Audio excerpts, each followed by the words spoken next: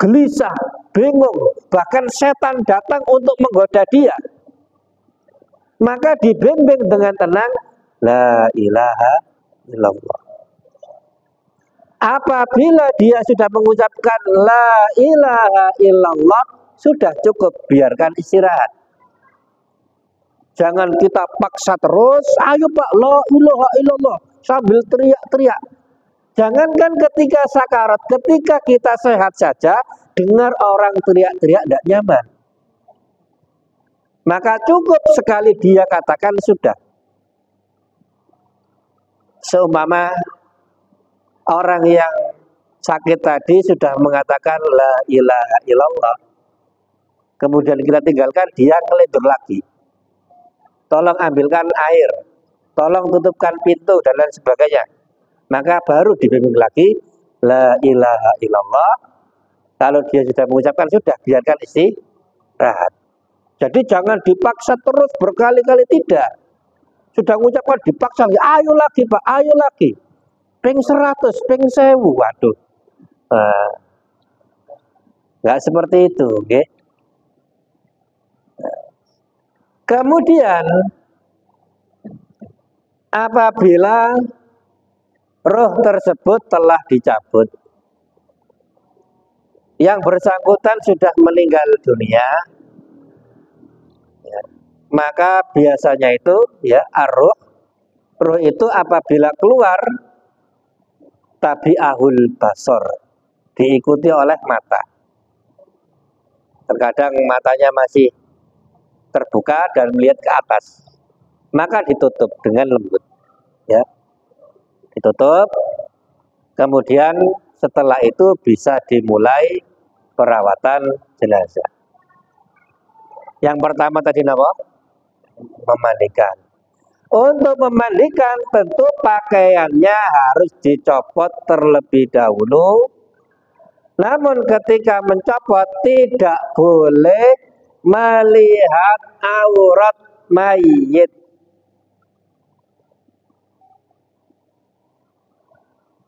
Aurat seorang muslim harus terjaga, baik ketika masih hidup maupun ketika sudah meninggal dunia.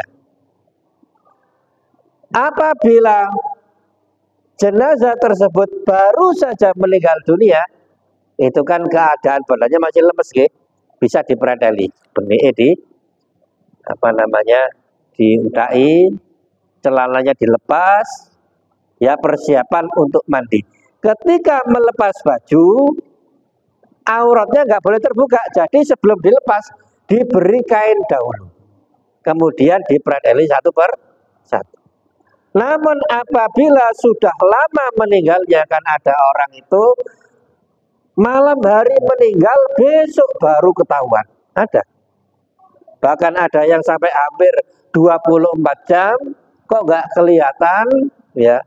Ternyata sudah meninggal dunia di dalam rumah. Apabila badannya sudah kaku dan bajunya susah untuk dilepas, maka boleh digunting, tidak masalah. Ya. Nah, seumpama bisa dilepas tanpa digunting karena bajunya bagus, bajunya diapakan? Boleh dipakai kembali, ya. Dipakai oleh siapa? Oleh yang hidup. Yaitu karena baju tersebut akan menjadi hak milik ahli waris. Jadi jangan dibakar. Itu bajunya suci, bajunya tidak najis, tidak. Ya. Nah, kemudian ketika jenazah sudah meninggal dunia, maka ditempatkan di sebuah tempat, dipersiapkan untuk mandi, untuk dimandikan, karena nggak bisa mandi sendiri, maka yang hidup yang memandikan. Ditaruh di sebuah tempat dan aurat jenazah harus tertutup dari awal sampai akhir.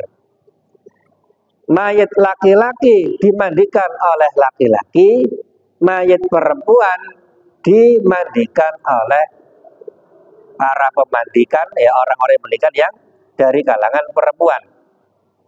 Tidak boleh laki-laki dimandikan perempuan, perempuan dimandikan laki-laki tidak boleh, kecuali kalau hubungannya dengan mayit adalah suami istri. Nah, itu baru boleh. Ya. Atau memandikan jenazah anak kecil yang belum tamyiz umur 7 tahun atau ke bawah. Ketika dia belum tamyiz maka masih boleh dimandikan. Misalkan ada anak kecil umur 3 tahun, dimandikan oleh ayahnya, yang anaknya perempuan misalkan dimandikan oleh ayahnya, atau anak laki-laki umur 2 tahun dimandikan oleh ibunya, tidak mengapa. Tapi kalau sudah besar, sudah dewasa, anak perempuan umur katakanlah 13 tahun, maka tidak boleh dimandikan oleh ayahnya, tapi boleh dimandikan oleh ibunya. Nah, ketika persiapan memandikan jenazah, masyarakat dipeseni tidak boleh masuk kecuali yang berkepentingan. Karena kehormatan mayit harus dijaga baik ketika hidup ataupun ketika sudah meninggal dunia. Jangan dijadikan barang tontonan. Nah, sebagai tempat seperti itu semua orang boleh lihat. Ya, padahal tidak ada keperluan. Tapi kalau ada keperluan, meskipun selain untuk memandikan boleh, misalkan saja yang meninggal ini ahli maksiat, gitu ya, maka kerabatnya yang ahli maksiat suruh lihat ini loh, gara-gara maksiat meninggal dunia. Kamu kalau maksiat terus bisa seperti ini, biar tobat ya, boleh. Atau sebagian pemuda kepengen tahu cara perawatan jenazah secara langsung, maka boleh masuk cuma lihat saja, boleh. Tapi kalau tidak ada keperluan, maka tidak boleh ya mengganggu proses perawatan jenazah. Nah, sekarang mulai memandikan. Ketika memandikan, air apa saja yang disiapkan? Air apa? Air teh buat yang memandikan ini, oke. Kalau es teh boleh, tapi itu buat yang memandikan. Kalau haus minum monggo. Tapi yang dimaksud air untuk memandikan ada berapa jenis?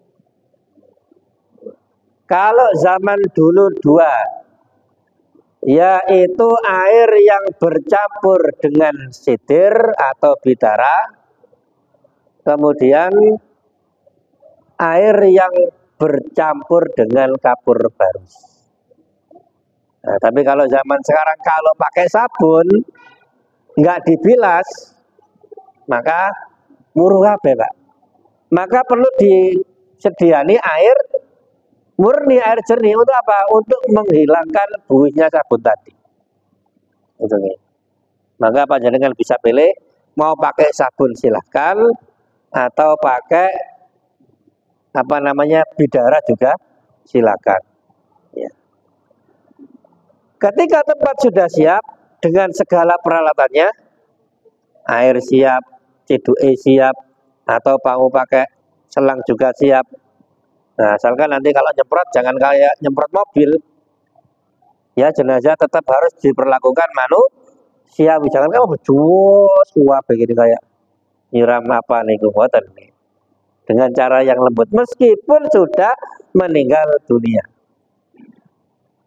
Nah, kemudian pertama kali memandikan mayit, ingat bahwasanya prinsip memandikan mayit itu sama dengan ya, prinsip ketika seseorang mandi jenabat. Tata caranya sama. Kalau mandi jenabat mandi sendiri, kalau mayit dimandikan. Jadi kalau panjenengan rajin setiap pagi mandi jenabat, harusnya sudah mahir memandikan jenazah. Ngoten nggih. Panjenengan rajin nggih insyaallah nggih. Tiap pagi nggih. Berarti sudah mahir. Enggak usah bingung. Ketika seorang mau mandi junub, apa yang pertama dilakukan? Dalam boten. Boten. Kenapa? Mayit enggak sama bismillah. Apa yang dilakukan? Nggih. Dari sebelum itu. Kenapa? Orang kalau mau mandi janabah apa buang air tuh dulu. Leres nggih? Biar nanti itu tidak dilakukan setelah mandi. Nggak usah wudu lagi kan ngoten nggih. Begitu pula dengan mayit, sebelum dimandikan maka kotorannya dikeluarkan terlebih dahulu. Ya. Kotoran-kotoran yang menempel di tubuh dibersihkan dan yang masih ada di perut dikeluarkan sebisanya dengan cara yang lembut. Oke. Maka jenazah diletakkan di atas pembaringan apalah terserah, entah bayang entah apa. Kemudian auratnya ditutupi di tempat yang tertutup. Kemudian didudukan sedikit sambil mijet-mijet perutnya, nggak boleh kasar, ya harus tetap menghormati mayit. Ditekan-tekan, nanti keluar kotorannya, baik dari depan maupun dari belakang. Terus demikian sampai dirasa yakin sudah nggak keluar lagi. Nah, ini oke. Setelah kotoran dikeluarkan, maka tempat keluar kotoran tadi dibersihkan sampai bersih. Dan ketika membersihkan kita kan tidak boleh melihat aurat jenazah. Oleh karena itu jenazah meskipun sudah dimandikan, maka antara pusar sampai lutut kira-kira itu tutup dengan kain. Dan ketika membersihkan, tangan kita dimasukkan ke bawah kain. Nanti dipraktekkan deh setelah ini. Penjelasan dulu nanti dipraktekkan. Dan kulit kita tidak boleh menyentuh kemaluan mayit. Kalau zaman dulu pakai kain, kalau sekarang enak ada sarung tangan. Jadi mungkin ada sebagian yang nyidui atau nyemprot pakai selang. Yang satu neken-neken sambil cebokin sampai bersih. Nah, kalau sudah selesai baru bisa dimulai ya memandikan mayit, dimulai dari anggota-anggota wudhu. Ada yang mengatakan diwudukan, terserah. Ya. Kalau wudhu mulai dari mana? Membersihkan kedua tangan, membasuh kedua tangan. Habis membasuh kedua tangan apa? Nah, tapi jenazah tidak bisa kumur. Dicos pakai semprotan, jangan. Ya, cukup tangan yang bersih, ya yang basah, atau dikasih kain yang basah yang lembut, dimasukkan sedikit ke hidung dan membersihkan mulut. Jangan dibior, jadi jangan. Ya. Kemudian setelah itu wajah, kemudian kedua tangan sampai siku, kemudian kepala, kemudian kaki. Betul? Setelah itu air diratakan ke seluruh tubuh. Air diratakan ke seluruh tubuh. Namun karena jenazah tidak bisa berdiri sendiri. Nah, beda kalau mandi junub itu sambil duduk, sambil berdiri. Bisa. Tapi karena jenazahnya tidak bisa mandi sendiri, tidak bisa berdiri, maka dimulai dari bagian kanan dulu. Dari atas sampai bawah, air diratakan sambil diusap-usap. Kemudian yang atas kanan sudah, ganti kanan bawah. Ya, jadikan posisi mayat seperti ini.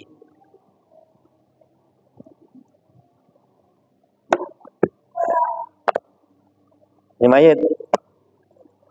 Sebelah kanan atas, katakanlah kepalanya di sini. Sebelah kanan atas dimandikan sampai rata. Kemudian kanan bawah. Cuma kanan bawah tersentuh dengan lantai pembaringan. Maka dimiringkan sedikit. Mungkin ada yang ngencoli. Kemudian diratakan sampai rata. Dan ingat, dalam keadaan itu tetap tidak boleh auratnya terbuka. Ya, kalau wajahnya kelihatan, kakinya kelihatan, tapi daerah aurat itu diraba-raba lewat bawah kain. Selesai yang kanan, baru pindah ke kiri. Oh, ini airnya lupa tadi. Airnya apa? Pakai air campur sider atau bidara. Atau juga dengan sabun boleh. Tapi habis itu nanti dibilas.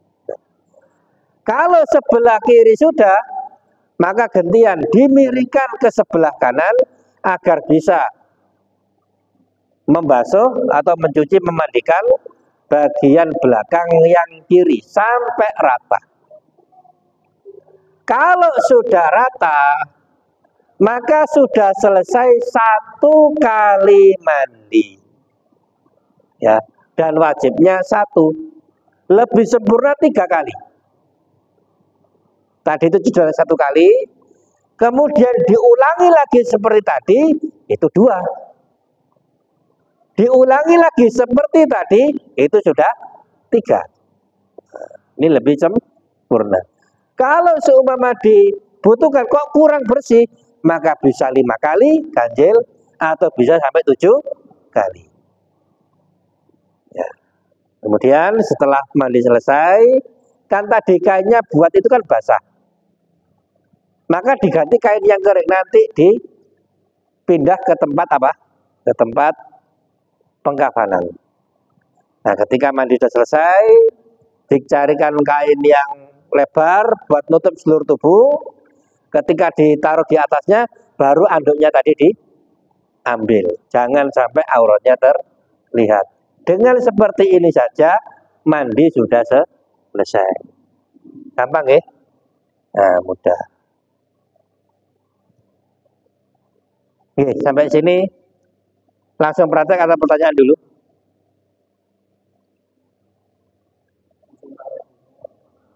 Halo?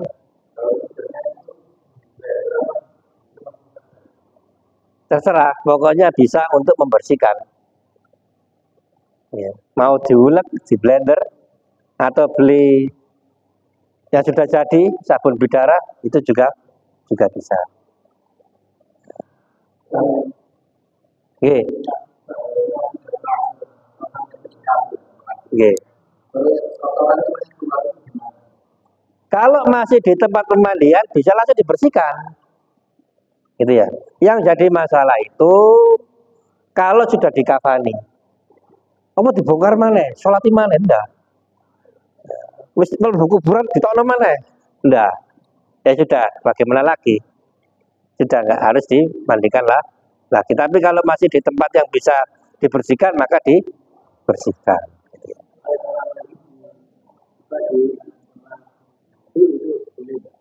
Tidak apa-apa.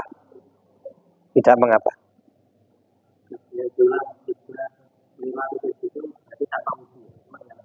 Tetap dengan wudhu, tapi nggak perlu diurut lagi, tetap dengan wudhunya. Juga sama wudhu.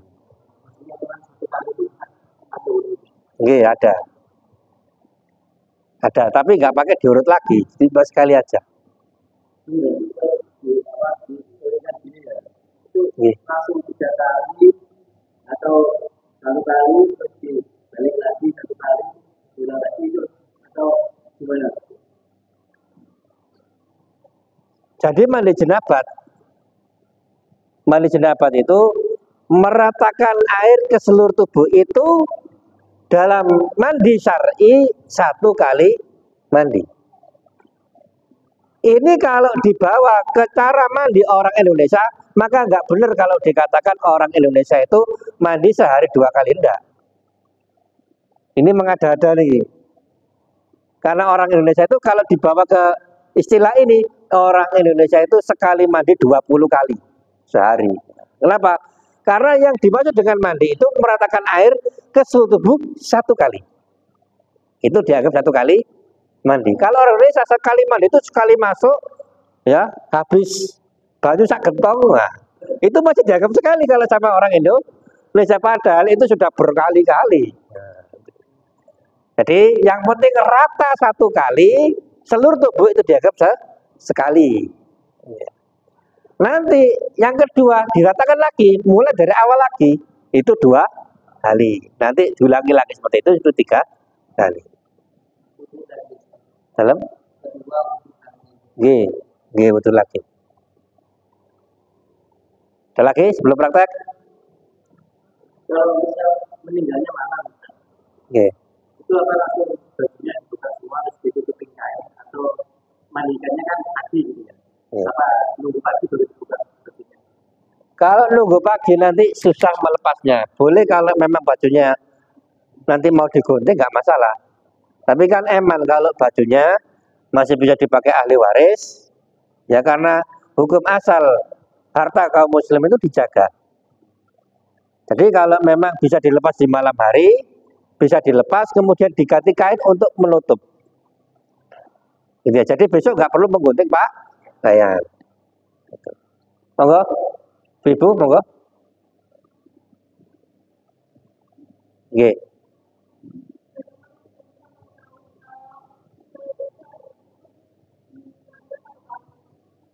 Napa boten?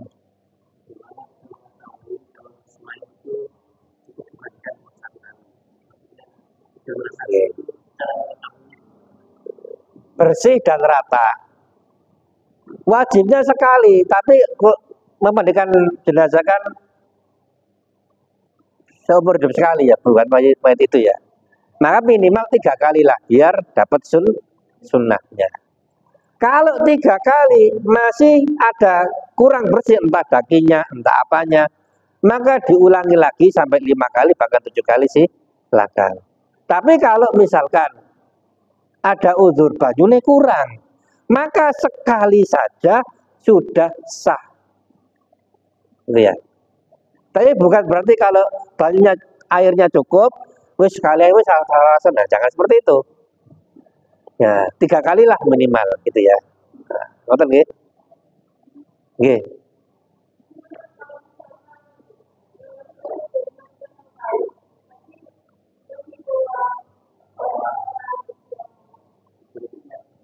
Oke.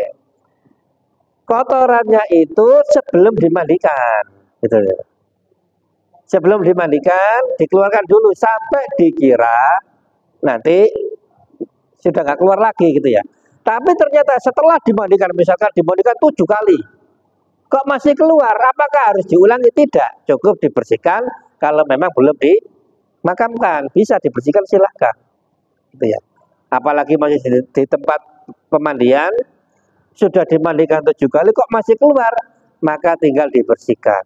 Bahkan untuk orang yang keluar terus, kayaknya keluar terus ini, entah dia korban kecelakaan atau punya penyakit tertentu, maka dibolehkan disumpel. Gitu ya. Dengan kapas atau kain yang lembut yang misalnya ya disumpel dengan sedemikian rupa biar nanti ketika dibawa ke makam tidak kececeran di jalan. Ada lagi? Nggih. Nggih. Air yang seperti di sebuah sungai kan memandikan pakai drum besar, apa jauhnya bicara itu tidak begitu. Boleh kalau memang itu bisa membersihkan. Di antara fungsi bidara itu kan untuk membersihkan. Tapi kalau airnya terlalu banyak, bidaranya terlalu sedikit, akhirnya nggak ngaruh, gitu loh. Jadi mungkin nggak harus banyak-banyak dulu, yang penting itu kan fungsinya mirip-mirip sabun, gitu ya. Bisa keset, bisa dagingnya hilang, maka dibersihkan dulu, nanti dibilas dengan air bersih silahkan. Atau mau praktisnya pakai sabun biar nggak usah nyari daun, ya kecocok eri gitu ya, boleh silahkan. Begitu setelah disabuni, nanti dibilas. Betul ya?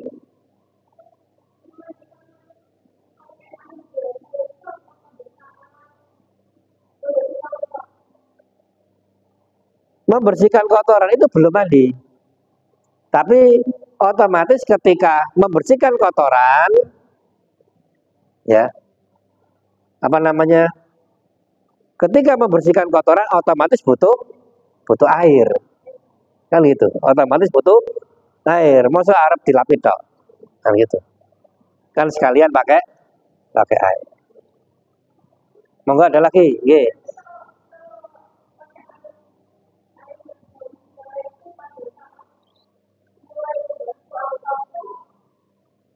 Nggih, jadi apa namanya?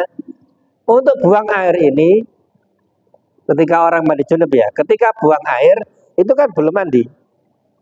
Sudah mandi belum, cuma itu dilakukan sebelum mandi. Oke. Orang itu ketika mau wudhu, pipis dulu baru wudhu, atau wudhu dulu rek, habis itu tak pipis terus sholat. Kan enggak, pipis dulu, baru wudhu. Nah, gitu. Biar setelah wudhu tidak batal lagi. Nah, gitu ya. Ada lagi, apa langsung praktek? Oke. Karena di bagian tempat itu karena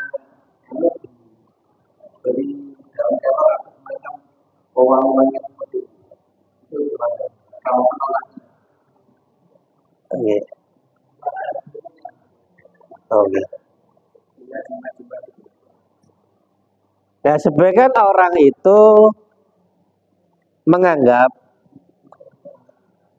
mayit kalau ada susuknya itu gak mati-mati karena terhalang susuk. Maka ini sekedar anggapan saja.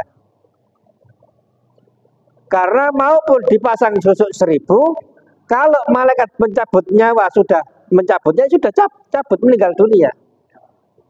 Lah terus kenapa kok orang punya susuk gak mati-mati? Ya pengen durung wayahe mati. Bukti nang rumah sakit ada orang gak pakai susuk juga gak mati-mati. Orang susuk infus. Ya gak mati-mati ada.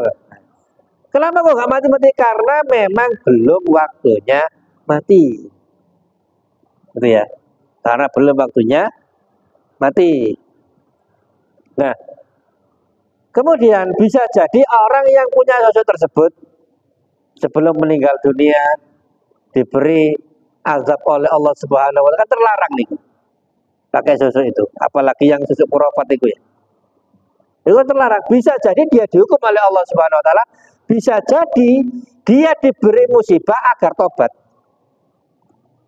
Sebelum ada orang itu pasang susuk, sebelum meninggal dunia tobat, susunya bisa dikeluarkan, gitu ya.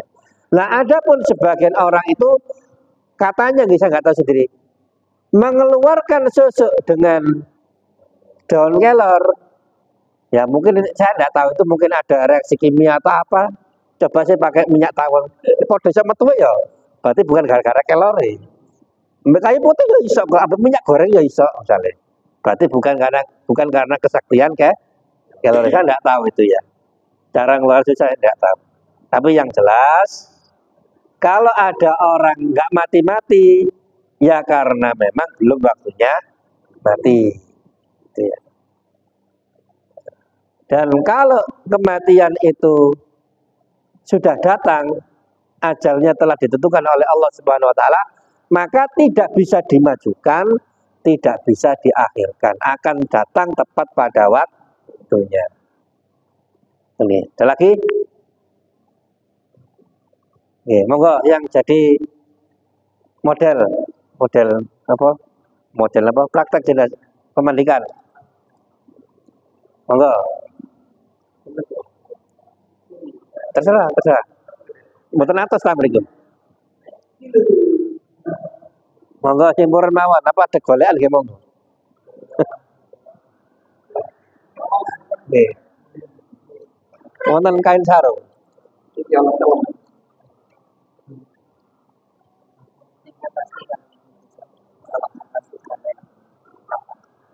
Halo?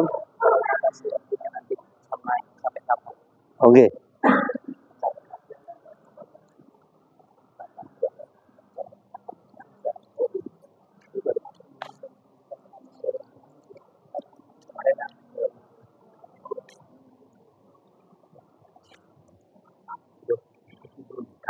Sarung Ustaz.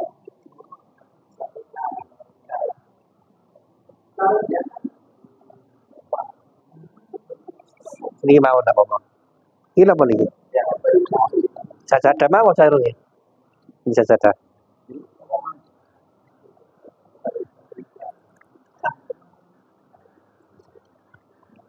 Panjenengan? Nggih. Pertanyaan nggih. Ketika mayat dimandikan rada pundi? Nggih, monggo. Nggak boleh bangun nggih, bangun ke sampai kaget kok. Nggih. Rada pundi, Pak? Bebas, nggih. Nah. Menghadapnya bebas. Bebas. Enggak. Soalnya nanti kalau disolatkan sama dimakamkan. Tapi ketika memandikan bebas. Apalagi kalau memandikannya di dalam rumah. Kenapa? Mikrofon apa? Oh, mikrofonnya pakai yang di telinga kan. Biar nanti nggak usah megang mic gitu loh. Oh. Nggak pakai ini mawon nggih, kan kedengaran nggih.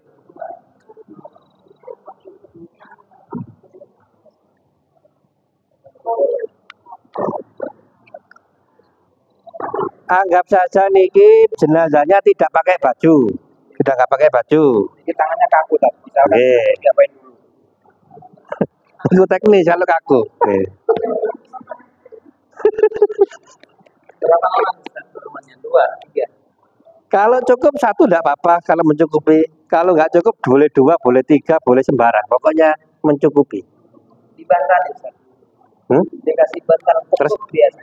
monggo, itu kan memudahkan biar untuk airnya itu. Tapi hasilnya bebas. Oke.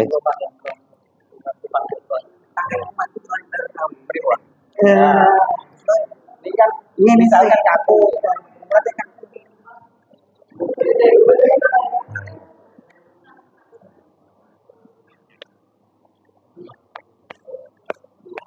Kalau 3 angel. Anggap saja dipakai 2. Dianggap saja niki jenazahnya sudah nggak pakai baju. Untuk nutup aurat dikasih handuk atau semacam kain. Karena saya tidak boleh melihat aurat sinten jenazah. Oke. Sebelum dimandikan tempat disiapkan, oke, tempatnya ditutup gini. Ya, anggap saja sudah tertutup. Pertama yang dilakukan apa? Membersihkan. Gitu ya. Tadi ada yang ketinggalan. Kalau ada pernak-pernik yang nempel di mayit, diambili. Misalkan giginya ada emasnya, ya gigi emas misalkan. Atau pakai cincin, pakai apa, diambili dulu. Ya, itu menjadi milik siapa? Ahli waris. Nah kemudian dibersihkan yang kotor dan kotorannya dikeluarkan. Ada kotoran apa yang nempel di tubuh mayit. Kemudian untuk mengeluarkan di perut diangkat sedikit. Kalau kata dewe berat sekali ya. Nggih, dibantu monggo. Nah, ditekan-tekan. Ditekan-tekan. Yang satu nyirami dari sini boleh, ada yang nyiduki boleh. tangan saya masuk dari apa? Yun sewu, tekannya ketat biar cara nekannya itu bagaimana gitu. Tekannya. Itu kan. Tangannya gini ya. Nah. Ini misalkan di bawah ya, tekan saja. Tekan pelan-pelan, jangan. Nah, kok jenazahnya bengkok sana kok ya. Nah, bukan ke arah bawah. Ya sambil ada yang nyiram. Kemudian untuk membersihkannya cuma diraba-raba. Ya diraba-raba. Tekan-tekan. Depan dan belakang itu teknis. Bagaimana mudahnya. Yang penting jenazah mayit tetap dihormati, tetap dimanusiakan meskipun sudah tidak ada nyawanya. Iya, monggo. Kebiasaan itu Sami. kebiasaan tradisi. Masih tadi kan sedekap ini. Ini kan tradisi kan. Kan menyulitkan kalau sedekap ini. Sebaiknya apalagi kalau sudah lama kan kaku. Sebaiknya kan nggak bisa. Kan tradisinya orang meninggal mesti disedekap. Sebaiknya nggak bisa ya, langsung dulu saja. Jadi ini ada 3 pendapat. Tapi yang jelas tidak harus seperti ini. Pendapat yang pertama, tangan mayit itu lurus bagaimana orang tidur. Pendapat yang kedua mengatakan seperti ini. Memang ada pendapat seperti ini.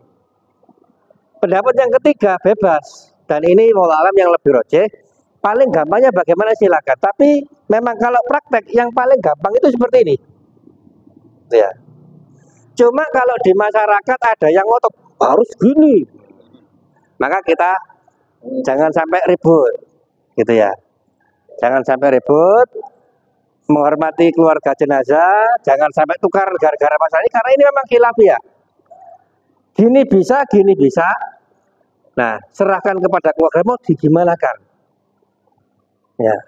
Tapi saran saya biar pengurusan jenazah nggak repot, apalagi ketika memandikan kok gini kan angel, gitu ya. Maka lebih baik seperti ini. Tapi kalau ada seperti ini, boten lapo-lapo. Sama-sama boleh, gitu ya. Tapi nggak harus. Nggak harus. Bahkan yang lebih amannya yang seperti ini. Memudahkan. Lanjut. Nah. Kemudian mulai dimandikan dimulai dari bagian-bagian wudu. Sini. Ya, si air. Segan. Tangan sebelah kiri. Kemudian mukanya dibasuh. Kumur dulu. Tapi jangan diceduk, dimangan, jangan. Dibuka gini jangan ya. Cukup tangan basah yang bersih atau kain yang basah yang lembut dimasukkan. Nah, dimasukkan. Ke hidungnya juga dimasukkan sedikit saja. Jangan diserot. Nah. Cukup sedikit saja. Kemudian muka dibasuh kayak wudu ya, 3 kali gitu ya. Tangan kanan 3 kali sampai siku. Tangan kiri 3 kali sampai siku, ya. Kemudian kepalanya diusap. Kembali kemudian dengan telinga. Kemudian kaki ya disiram 3 kali, dibasuh. Ah, niki. 1 diratakan. 2 diratakan. 3 diratakan juga yang ini. Wudu sudah selesai. Kemudian airnya diratakan mulai dari sebelah mana? Yang kanan atas dari kepala. Terus begitu masuk ke daerah yang tertutup ini diraba-raba saja. Ya. Ada yang nyidui, yang nyirami misalkan, atau kalau kainnya tembus ya dari atas juga bisa. Disampaikan saya bersih sampai ke bawah. Yang atas kanan sudah, tinggal yang kanan bawah, maka miringkan. Nah,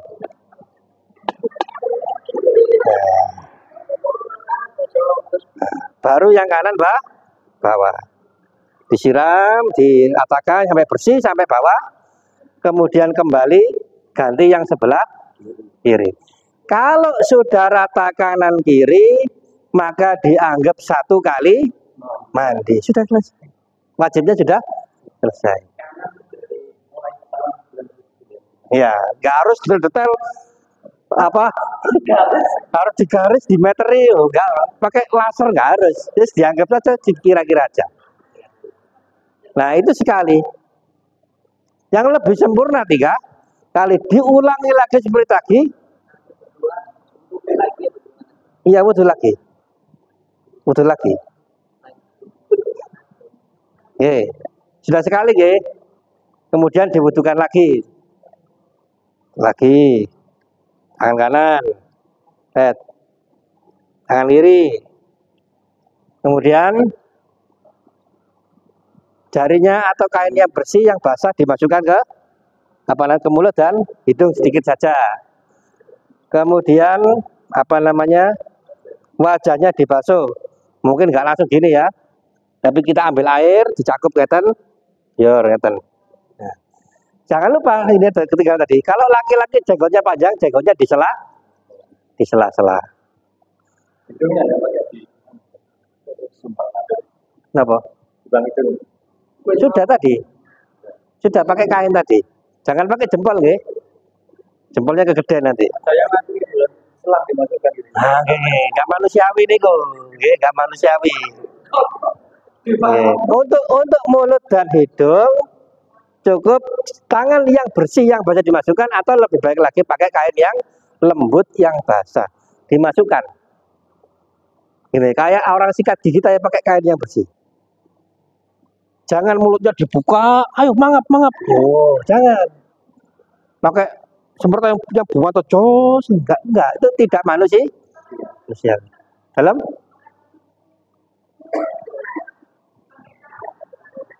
pakai kapas boleh. Pakai atau Kenapa? Boleh, tapi kurang besar ya. Kurang besar. Lah wudhu tadi setelah wudhu yang atas lagi dibersihkan, yang bawah kiri atas, kemudian miring lagi kiri bawah, sudah 2 kali. Kemudian diulangi lagi, ya itu sudah 3 kali. Boleh diulang 5 kali monggo, 7 kali juga monggo. Nah, kemudian keadaan basah, kainnya mau kita ganti dengan yang kering misalkan. Nah ini kan basah, karena ini sudah dipakai untuk siram tadi. Ketika ganti kain, jangan sampai auratnya kelihatan. Ini yang saja kain yang lebar, ya. Maka saya taruh atasnya seperti ini, kemudian kain basahnya saya ambil. Dan nanti ketika mengkafan juga demikian. Ketika ngambil kain kafan, ya, nanti caranya beda. Nanti kafan dari bawah. Tapi yang jelas auratnya tidak boleh kelihatan. Dan tanyakan sampai sini.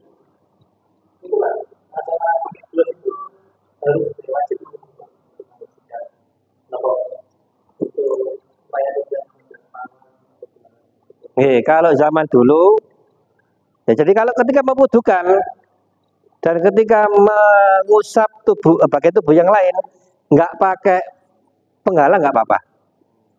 Tapi ketika membersihkan kemaluan, maka tangan kita tidak boleh menyentuh kemaluan mayit. Nah, cara langsung. Kalau dulu pakai semacam kain, kalau sekarang ada gini silahkan. Itu kalau dulu pakai kain. Belum? Nggak apa-apa. Abu Bakar radhiyallahu anhu mencium Rasulullah Shallallahu Alaihi Wasallam ketika sudah meninggal dunia. Nah, tapi ketika kita hidup, kita salaman dengan laki-laki lain, dengan sesama laki-laki kaum muslimin boleh, tapi nggak boleh nyentuh kemaluan. Begitu pula ketika meninggal dunia, nggak boleh. Nah, itu tadi kok pegang-pegang itu ya, itu kan beda lagi. Itu membersihkan ketika membersihkan kotoran mayit sama ketika memandikan, tapi dengan penghalang. Monggo ada lagi. Ini kan kalau perempuan kan tertutup Kalau penutupnya tuh loh. Berarti nggak masalah. Ini kan ruangan tertutup, yang ada di sini cuma laki-laki. Oh, nggak apa-apa kelihatan. Oh, perempuan maksudnya. Kan tempatnya tertutup. Seandainya jenazahnya perempuan, sudah perempuan. Nah, itu. Seandainya kalau jenazahnya perempuan itu bagaimana? Tutupnya mana? Tutupannya kayak tutupnya dulu. Rambutnya urat juga. Oke. Tapi kalau sesama perempuan nggak apa-apa melihat rambut, nggak apa-apa. Bahkan nanti apa namanya untuk perempuan nanti rambutnya diurai, kemudian dikelabang 3, gitu ya. Untuk ini untuk perempuan.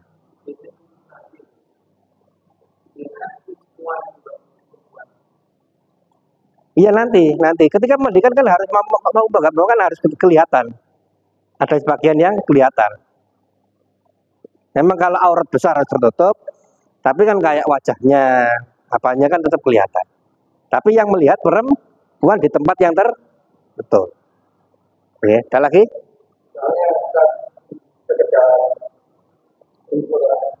Soalnya kalau di sini tuh seperti pemerintah. Nanti yang nanti pembatasan cuma segini aja. Oke. Kalau di sini. Maka nanti bisa dikondisikan. Nanti tirainya yang muter kabeh gini atau dimandikan di dalam rumah nggak apa-apa. Di kamar mandi rumah kalau cukup juga nggak apa-apa. Yang penting bukan jadi tempat tontonan orang, apalagi lawan jenis.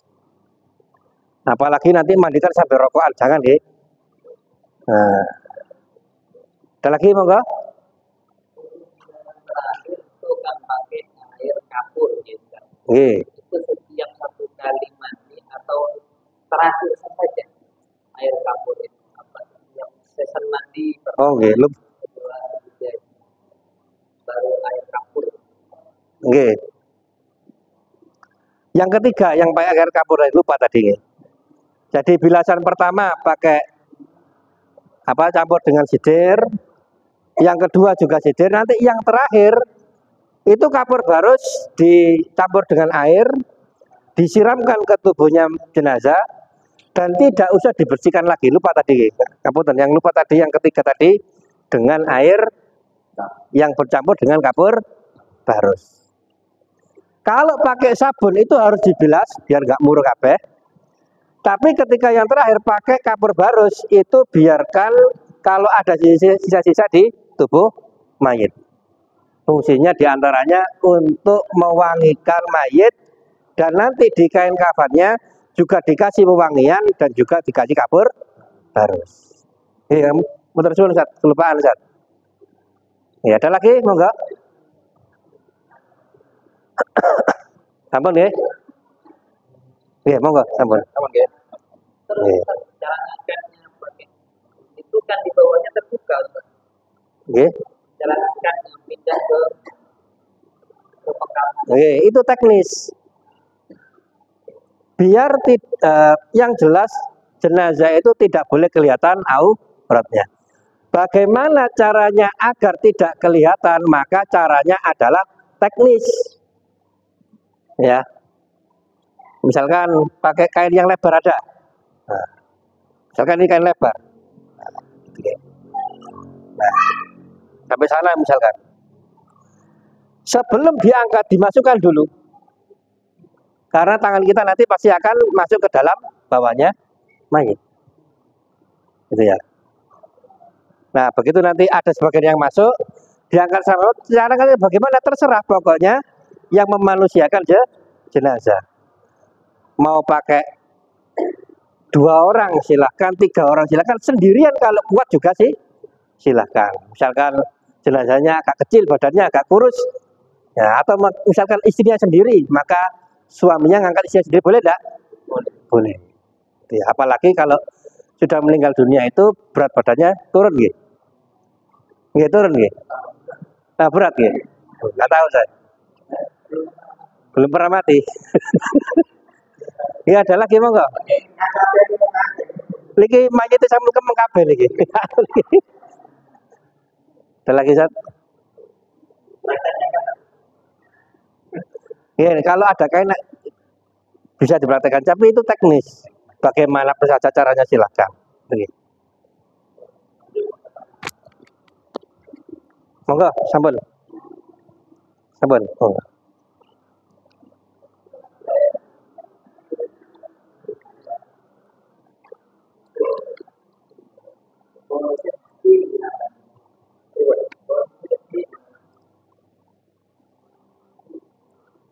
Ya sholat apa? Lanjut.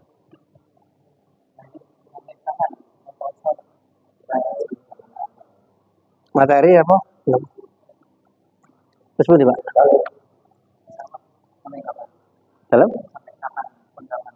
Sampai kapan? Oke, minum dulu.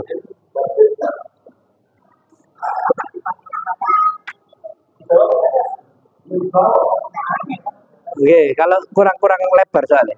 Kurang lebar.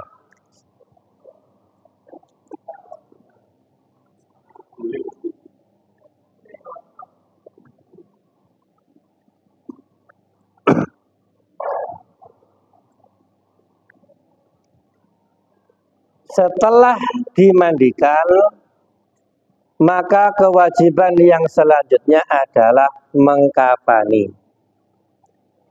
Untuk mengkafani minimal 1 itu yang wajib, kalau darurat nggak apa-apa. Ya.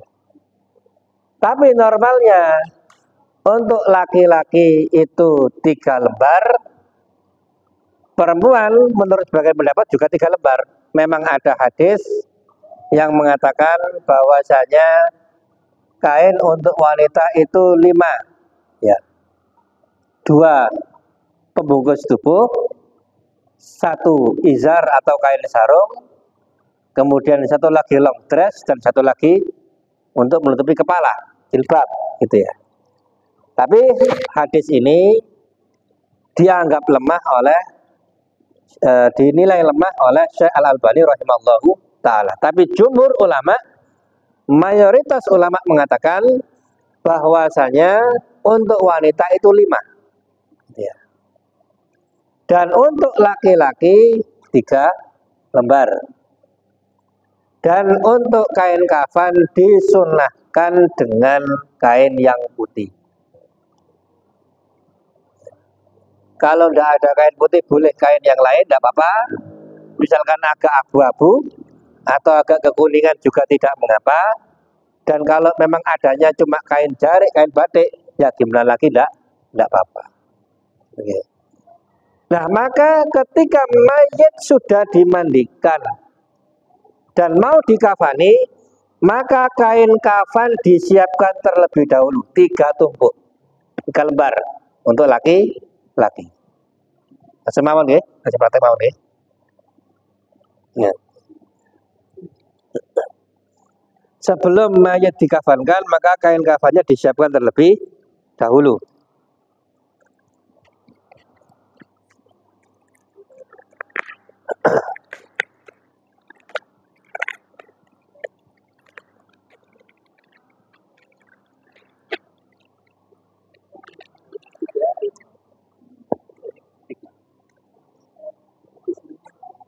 Ini memang ada gitu. Apa sih? Oh, yang apa sih?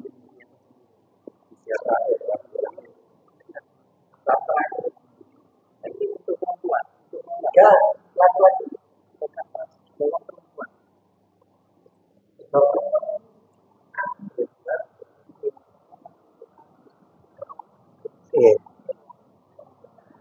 Kalau mari ditumpuk dulu, disiapkan dulu. Tergantung kebutuhan. Dan prinsip dari mengkafani itu adalah membungkus, gitu ya. Ini kan, nih.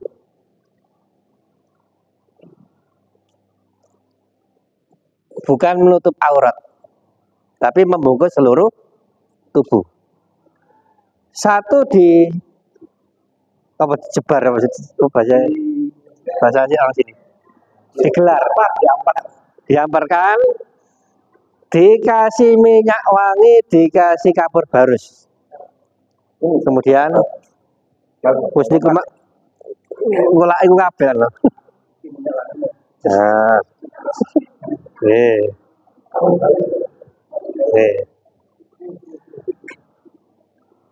Dikasih lembar yang kedua.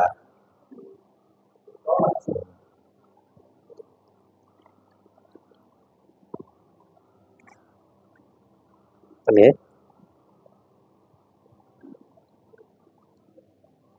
Nah, dikasih nama malih minyak wangi sama kapur baros. Meskipun wanita ketika masih hidup nggak boleh pakai minyak wangi keluar rumah. Kalau di rumah boleh untuk suaminya, ya. Tapi kalau sudah meninggal tetap dikasih minyak wangi karena sudah meninggal dunia. Ya.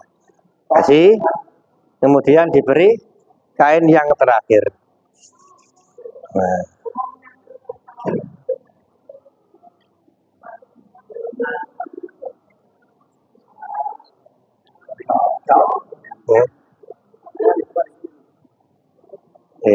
Sudah 3 lembar. Kasih lagi tidak apa-apa. Kasih minyak wangi lagi, baru lagi diberi. Itu ya. Nah,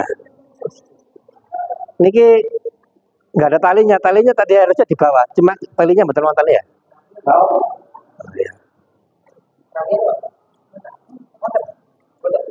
Nggak apa-apa, nanti di itu aja dikasih penjelasan aja. Gitu nih. Untuk tali itu tidak ada maksimal, tidak ada minimal, karena tali itu fungsinya cuma alat bantu, yaitu agar ketika dibawa ke pemakaman tidak terbuka. Seumpama kalau kainnya lebar, dibawa aman-aman saja nggak buka, nggak pakai tali nggak apa-apa. Tidak ada dalam, nggak harus. Jadi tidak ada sisi ta'abudi dari segi tali. Tali itu cuma alat bantu. Nggak pakai tali nggak apa-apa. Misalnya dikasih resleting misalnya, nggak apa-apa. Ya. Siap nggih? Sinten sing jadi ini kune? Jenengan malih.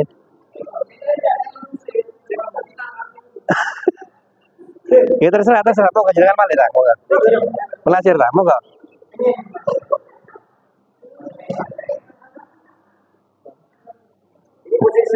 Sudah berita diangkat sini tadi.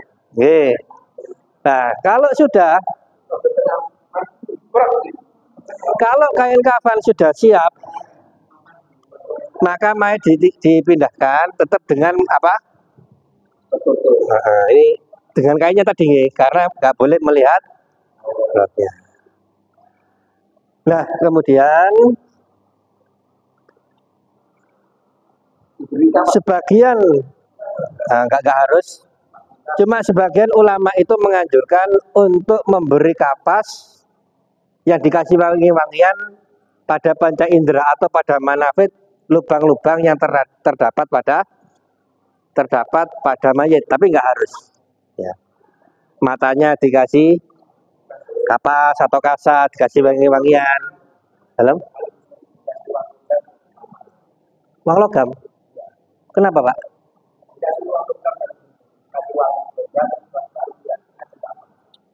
Oke, uangnya nggak perlu. Uangnya nggak perlu. Oke, maksudnya uangnya nggak perlu dikasih uang, gitu ya. Oke, apa saja dikasih wangian. Mau nggak, Pak? Kalau tadi?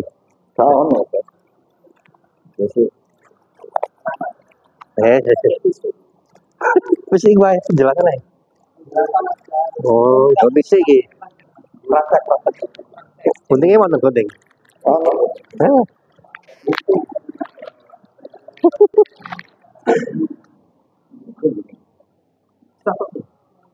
Ya. Ini ya, tapi ini nggak harus. Jadi di antara cara menghormati mayit itu dibuat sewangi mungkin dan seawet mungkin. Dan hewan-hewan yang merusak tubuh manusia itu paling cepat mulainya dari mana? Dari panca indera. Telinga, mata, itu yang rusak lebih dahulu. Masuk lewat hidung. Maka boleh ditutupi dengan yang semacam ini, dikasih minyak wangi atau harum-haruman. Itu nih. Apunten.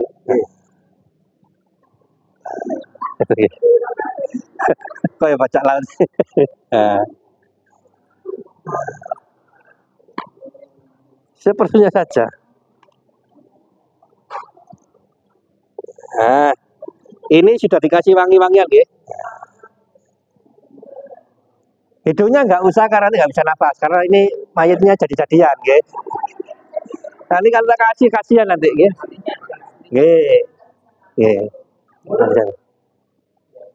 Nggak perlu, sudah nutup kan mulutnya. Iya sudah dihalus sendiri aja. Yang mana juga boleh, itu ya. Iya juga yang bawah. Ya, oke.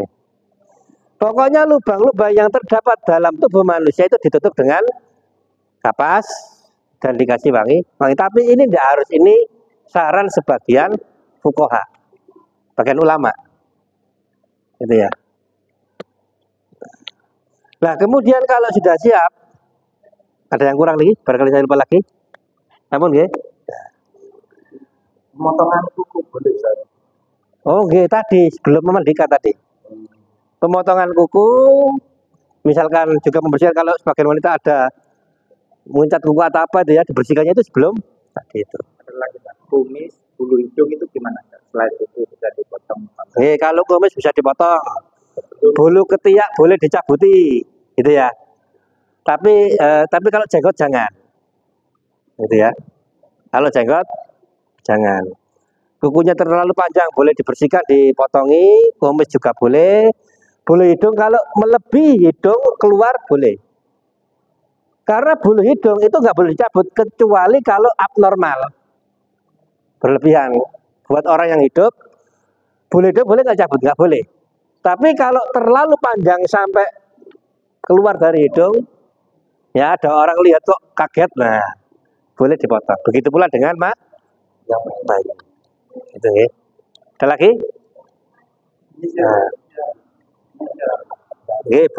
Boleh saja. Kalau wanita disisir yang lembut, kemudian di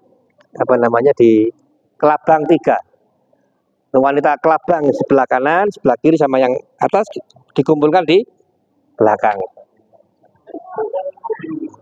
Hah? Kenapa?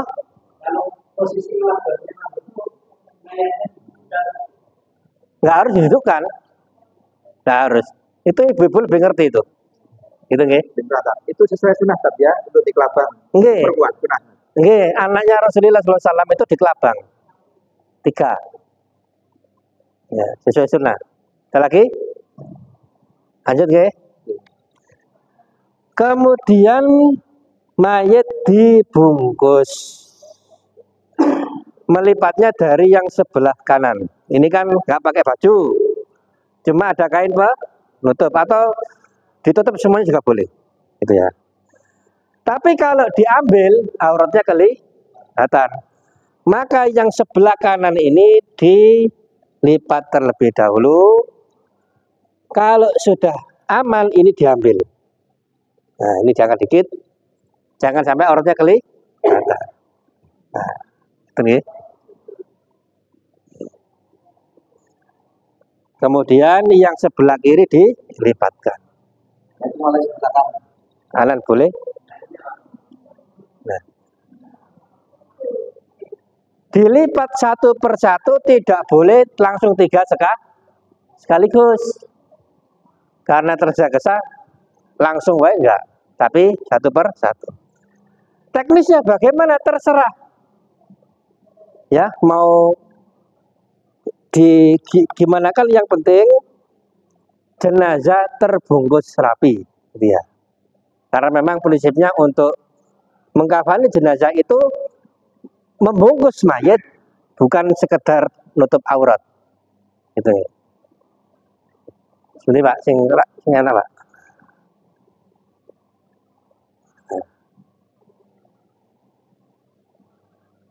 Tangannya di samping mawon, nggak apa-apa. Nah, lebih enak kan?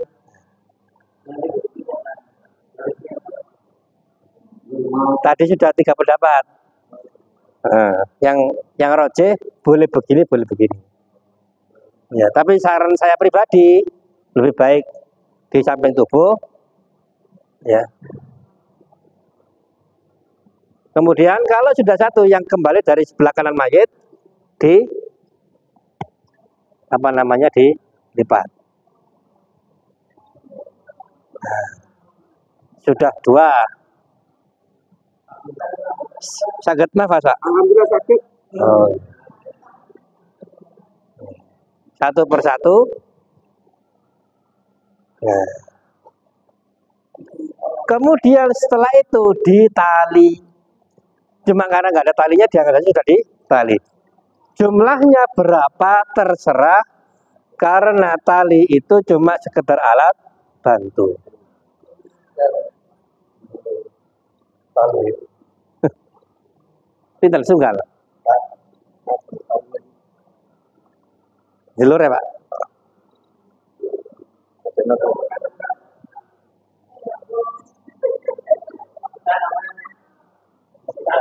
Eh.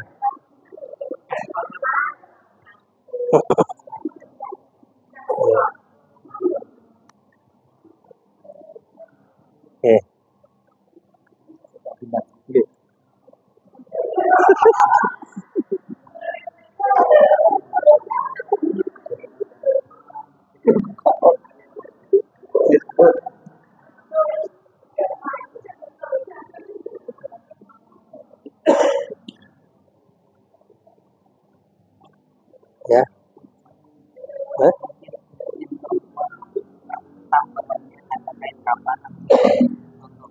Oke, oke.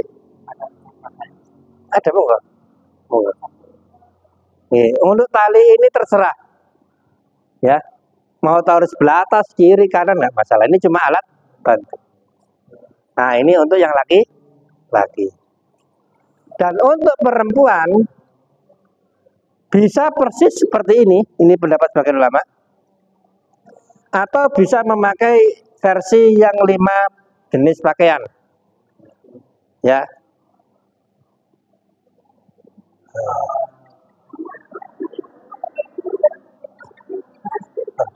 Lu urip mana?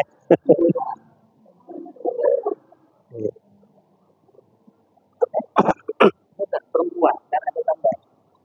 Jadi untuk perempuan untuk perhatikan. Jadi umpama jenis perempuan. Putih, Pak. Long dressnya mana? Long dressnya? Lolos. Nah, terus gimana? Terus gimana artinya? Potong sekarang. Oke. Kalau gitu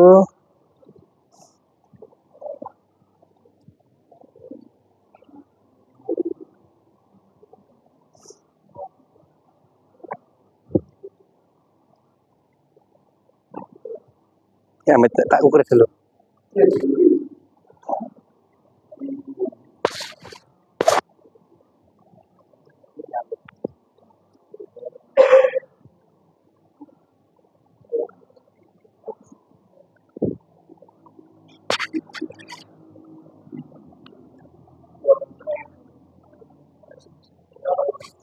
Ini aja. Bukan sini yang dipotong sih.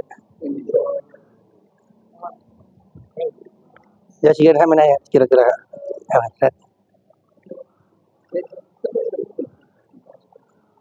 Ya kira ya kabel.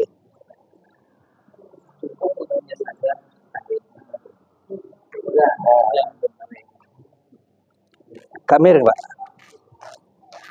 Oh, ini masih terapi.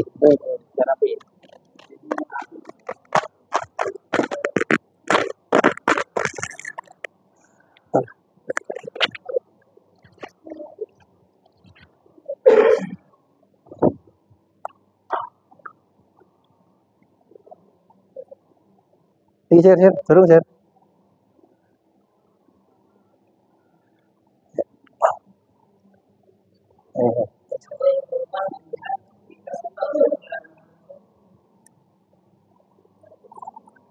Oke, jalan lagi nih.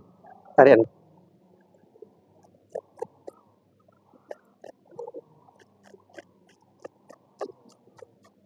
Nah.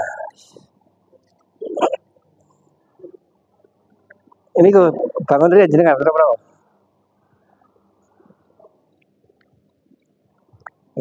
Gak usah di tunggal. Kan limo. Ini keren. Oh, iya gini izar. Iki kan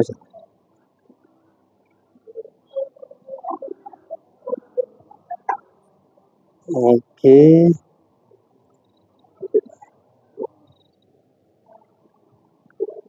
Buat kodongnya tadi mana tadi? Yang ini tipis tadi mana? Nggak biar kelihatan kan, biar nggak sama warnanya. Buat contoh aja yang sajadah tipis tadi loh. Nah, yang tipis tadi. Kita pakai ini aja wis. Nah, ini gue mawar nih. Nah, untuk wanita yang untuk pembungkus seluruh tubuh 2. Oke. Terus jilbabnya ditaruh atas gitu ya. Atasnya. Kemudian kasih long dress. Long dress itu apa nggih? Bahasa sini apa Ustaz? Long dress.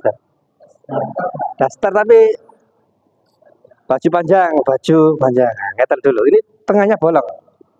Ini, Pak. Nah, nanti kepalanya masuk sini. Meter sini, Pak. Nah. Oke. Kemudian izar. Izar niku kain sarung.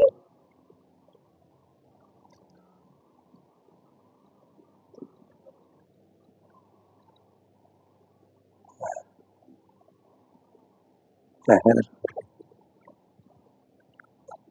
pergi.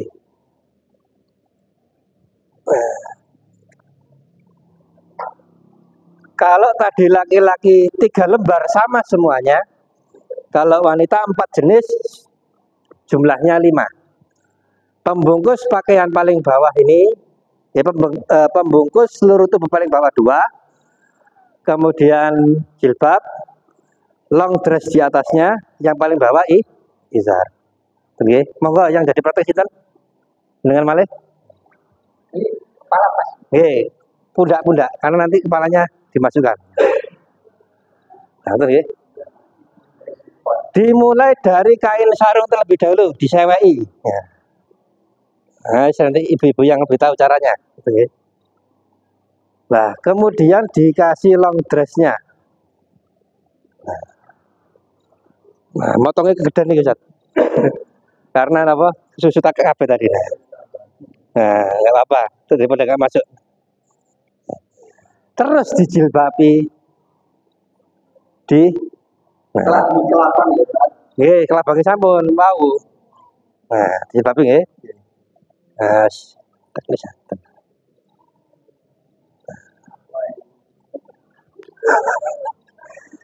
baru setelah ini dibungkus, cuma kurang ke atas nih. Tidak apa-apa lah. Nggak apa, cuma contoh saja nih. Kemudian sama seperti tadi dari sebelah kanan lagi. Ya. Cuma nanti jangan seperti ini, yang rapi ini kan sekedar contoh tadi. Nah. Kiri, kanan, kiri, kemudian diikat seperti tadi. Jumlah talinya terserah, tapi biasanya standarnya orang-orang itu 7, tapi nggak harus 7. Dalam 3 juga boleh. Fungsinya untuk apa? Agar nanti kainnya tidak terbuka ketika di perjalanan. Enggak, jazakallahu khair. Matur suwun. Jumlahnya 5. Kan 1, 1, 1, 2, 5. Cuma jenisnya kan 4. Pembungkus 2 ini dianggap 1 pembungkus. Kemudian jilbab, long dress, izar. Sarung, kain sarung. Oke.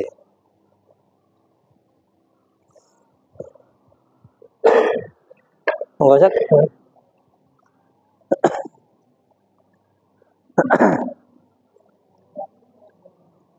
Ya, demikian yang dapat disampaikan.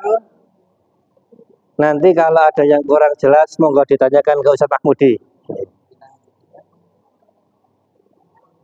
Demikian ya, saya mohon maaf atas segala kekurangan. Kita tutup dengan membaca doa kafaratul majlis. Subhanaka Allahumma bihamdika asyhadu an la ilaha illa anta astaghfiruka wa atubu ilaik. Wassalamualaikum warahmatullahi wabarakatuh.